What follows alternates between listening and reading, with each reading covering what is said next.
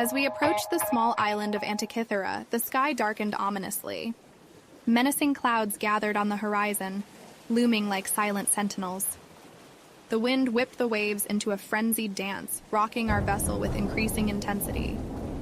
In the distance, the low rumble of thunder echoed across the water, a deep, unsettling sound that warned of the impending storm. Amidst the growing turbulence, an unexpected sight caught my eye. Above us, two large circles began to unfold out of one of the masts, their sleek metallic surfaces glinting in the fading light. Hundreds of interlocking blades moved with fluid, almost organic grace, rotating and shifting until they transformed into two massive platforms that flipped horizontally over our heads. The surface of the platforms was covered in what appeared to be solar panels, their dark, glossy surfaces absorbing the meager sunlight that managed to penetrate the gathering clouds. Bastian furrowed his brow, his eyes fixed on the strange apparatus above us. Solar panels in this weather? Seems like an odd choice.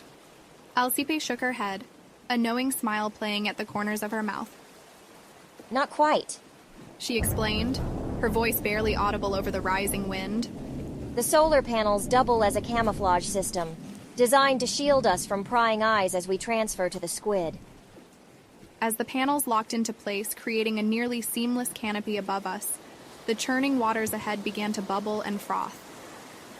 Slowly, a sleek metallic shape emerged from the depths, its smooth, curved lines glistening with seawater. It was a submersible, but unlike any I had ever seen before. Meet the squid, our ride to the Antikythera wreck. As the Calypso 2 maneuvered alongside the waiting squid, Alcipe gestured for us to gather our gear and prepare for the transfer. Time to go, she announced. I took one last look at the gathering storm, the wind whipping my hair around my face, and the first fat drops of rain beginning to fall. With a deep breath and a silent prayer for the safety of our mission, I followed Alcipe and the others. As we descended into the depths, the squid's innovative propulsion system allowed us to glide effortlessly through the water. The dim light filtering through the portholes cast an eerie glow on our faces as we huddled together, our anticipation growing with each passing moment. Alcipe broke the silence, her voice low and serious. Let's get back to our story, she said, her eyes intense. Legend has it there were originally 9 Sibylline books, a number familiar to our order. Throughout history, some books were burned, and by 205 BCE, only 3 of the 9 books remained. Very little of the original content was left, but some things ring true of their utterances. Bastian raised an eyebrow, his curiosity piqued.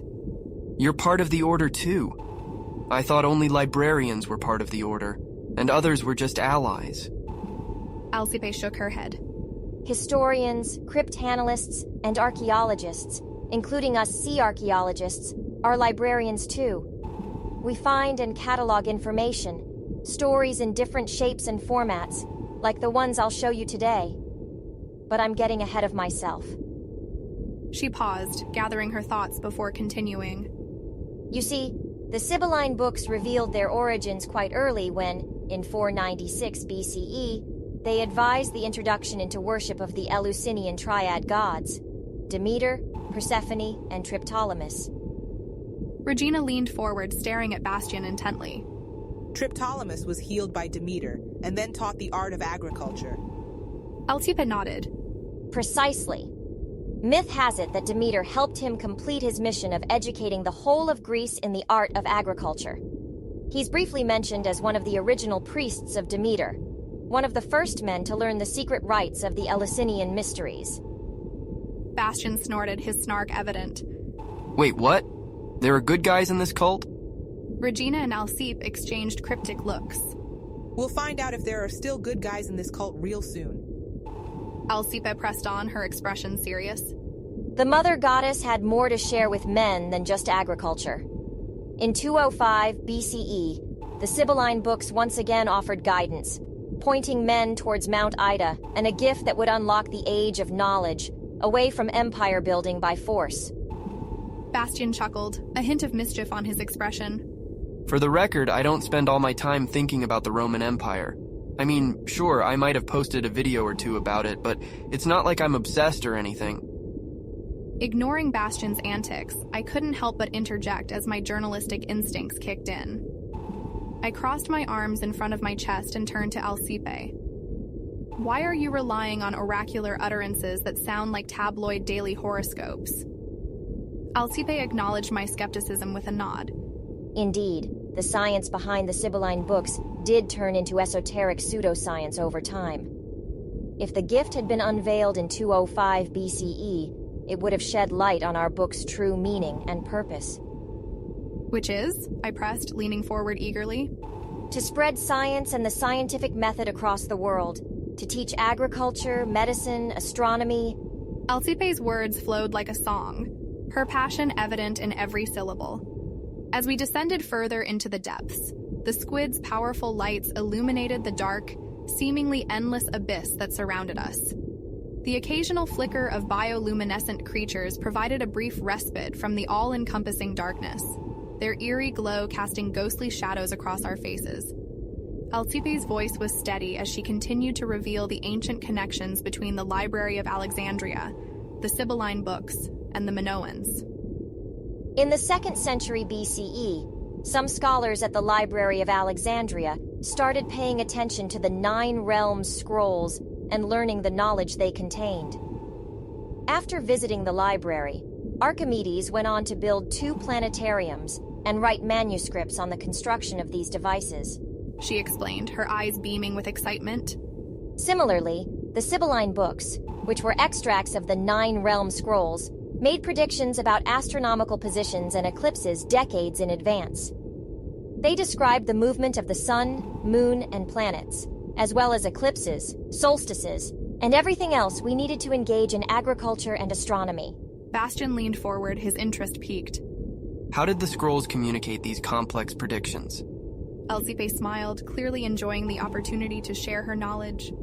They did it in terms people could understand at that time, using Greek zodiac signs, Egyptian month names, and an observer-centric perspective on the astronomical movements. These predictions, written in the Sibylline books, indicated celestial events that were perceived by people to be good or bad omens. The word disaster, of French origin, actually means bad star. As a result, texts of science evolved into almanacs, pseudoscientific tools hinting at a shadow of their original truth. Something still nagged at the back of my mind. You said the scrolls originated from Crete, I prompted, hoping to steer the conversation back to the Minoan connection. Alcipe nodded, her expression growing more serious. Yes, as far back as 1800 BCE, the Minoans at the slopes of Mount Ida were tracking and predicting astronomical events. As Alcipe spoke, the squid's lights flickered, casting shadows across her face. She carefully reached into a padded case and retrieved a clay disc. As she held it up, the intricate spiral of symbols seemed to dance in the dim light of the submersible. This is a replica of the Phaistos disc, a Minoan artifact from that time. Look, Alcipe said, her voice trembling with excitement as she pointed to groups of tokens stamped on the clay. Here, here, and here. 6 words refer to light and 6 to sunset. She turned the disc around, her eyes wide with revelation. And this side? She paused for dramatic effect. This side tracks eclipses from that time as validated against NASA information. Bastian and Regina gasped in unison, their eyes locked on the ancient artifact. That's incredible! How could they have known? Regina shook her head in disbelief. The Minoans were truly advanced beyond their time. I reached out, my fingers itching to touch the disc. As if reading my mind, Alcipe handed me the disc, and I felt a shiver run through my body as my fingers glided over the intricate tokens. The clay was cool and smooth, the spiral of symbols almost hypnotic in its complexity. But that's not all. Alcipe continued, her voice rising with excitement. These tokens here. She pointed to a specific group of symbols. They speak of 2 goddesses, one of them pregnant.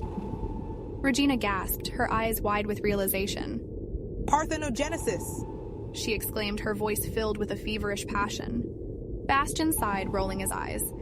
There's that word again. You surely are desperate to get rid of men. Regina's eyes flashed with anger. Gain independence from them, yes.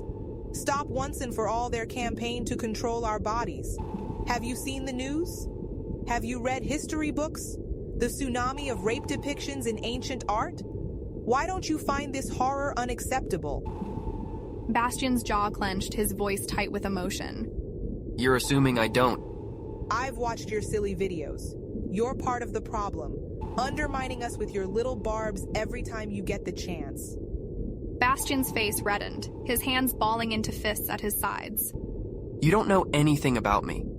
You put me in this bad with half of the world's population because of what I have between my legs. You don't try to get to know me. And you take the jokes I use as a shield against your despise, as a sign of carelessness. Regina's voice dripped with venom. Poor you that never been raped, that never felt unsafe, whose body men in robes don't seek to control. She spat her words like bullets. As Regina gestured wildly, emphasizing her point, her hand accidentally struck Alcipe's, causing the disc to fall and shatter on the floor into 1,000 pieces. Regina's face paled, her anger replaced by shock and regret. She stammered an apology to Alcipe. I intervened, my hands shaking with a mix of hunger, exhaustion, and frustration. We're all weak and starving. We need to focus on the task at hand, not fight amongst ourselves. Alcipe sighed, her expression unreadable. There is no food until the end of this journey, she repeated firmly. With that, she returned to her story, her voice filled with the same passion and reverence as before. And it was there, on the slopes of Mount Ida in Crete, in the years preceding 205 BCE, that the last descendants of the Minoan tradition used the information gathered in the scrolls to build the gift the goddess promised to the world. The key to unlocking not only the movement of the cosmos, but also the underlying technology, perfectly capable of being used for computation. As she spoke, the squid shuddered, its metal frame groaning under the immense pressure of the deep. For a moment, I feared that the vessel might not withstand the crushing weight of the water above us. But Alcipe seemed unfazed, her attention focused solely on the story she was weaving. In a time of significant upheaval, at the dawn of the Cretan Wars and piracy, a group of followers of the goddess built a mechanical device that modeled the cycles of the cosmos. Metalworkers, designers, mathematicians working in constant communication with allies from the Library of Alexandria, including their head librarian and great mathematician, Eratosthenes. So the gift was technology, I concluded, my mind racing to connect the dots between the ancient Minoan civilization and the mysterious device they had created. Regina frowned with fierce intensity, her voice suddenly sharp and impassioned. No, not technology, never technology. She insisted, her words cutting through the air like a knife. A destructive evil that consumes the world is never a gift. She leaned forward, her gaze locked on mine, and I could see the fire burning in her belly, the strength of her conviction giving power to her words. The gift was knowledge, Amalia. The gift was science, the very method by which we seek to understand the cosmos around us. It was the wisdom of herbal medicine, passed down through generations of women who understood the healing properties of the earth itself. Regina paused, her voice softening slightly, as if she were sharing a precious secret. And perhaps, just perhaps, it was the ability to temporarily separate our souls from our bodies, to transcend the physical realm and glimpse the true nature of our beings. I could hardly believe what I was hearing. The idea that the Minoans, a civilization that had flourished thousands of years ago, had possessed such advanced knowledge and technological capabilities, was staggering. But the journalist in me couldn't help but probe deeper, seeking concrete evidence to support these astonishing claims. Hold on. If the ancient Minoans possessed such advanced knowledge, surely there must be more tangible proof beyond a clay disc, an indecipherable medieval manuscript, and the extracts of oracular utterances. And I'm not quite sure if some broken fragments of an old planetarium found at the bottom of the sea will change my mind. Where's the smoking gun? Alcipe grinned, in her gaze the promise of a revelation. Coming right up, Amalia.